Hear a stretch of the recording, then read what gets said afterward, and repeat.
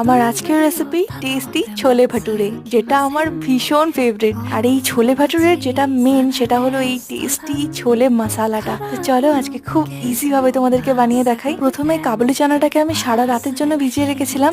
এবার প্রেসার কুকারের মধ্যে নুন, হলুদ গুঁড়ো, তেজপাতা, গোটা গরম মশলা দিয়ে সিদ্ধ করে নেব। সিদ্ধ হয়ে গেলে একটা কড়াইতে একটু সর্ষের তেল গরম করে তার মধ্যে জিরে আর কয়েকটা লবঙ্গ ফোড়ন দিয়ে দেবো পেঁয়াজ কুচি। পেঁয়াজটা একটু ভাজা ভাজা করে নিয়ে দিয়ে দেবো এর মধ্যে আদা রসুনের পেস্ট, টমেটো বাটা, আর দিয়ে দেবো একে একে স্বাদ মতো নুন, একটু হলুদ গুঁড়ো, লঙ্কার গুঁড়ো, কাশ্মীরি লঙ্কার গুঁড়ো, ধনে গুঁড়ো, চানা মশলা আর একটু কসুরি মেথি দিয়ে মশলাটাকে ভালো করে কষিয়ে নিয়ে দিয়ে দেবো সিদ্ধ করে রাখা কাবুলি চানা। তারপর আরো কিছুক্ষণ মশলার সাথে কষিয়ে নিয়ে পরিমাণ মতো জল দিয়ে গ্রেভিটা বানিয়ে নেব। আচ্ছা, অনেকেই তো এই ছোলে মশলার মধ্যে ব্রাউন কালারের জন্য চা পাতা ইউজ করো, তবে আমি বলবো ছোলাটা সিদ্ধ করার সময় তোমরা ড্রাই আমলকি, শুকনো আমলকি ব্যবহার করতে পারো, তাহলে রংটাও বেশ দারুণ আসবে আর টেস্টটাও খুব ভালো হবে। কালকে ভিডিওতে তোমাদের সাথে ভাটুরের রেসিপিটাও শেয়ার করছি। আজকের জন্য এইটুকুই, টাটা।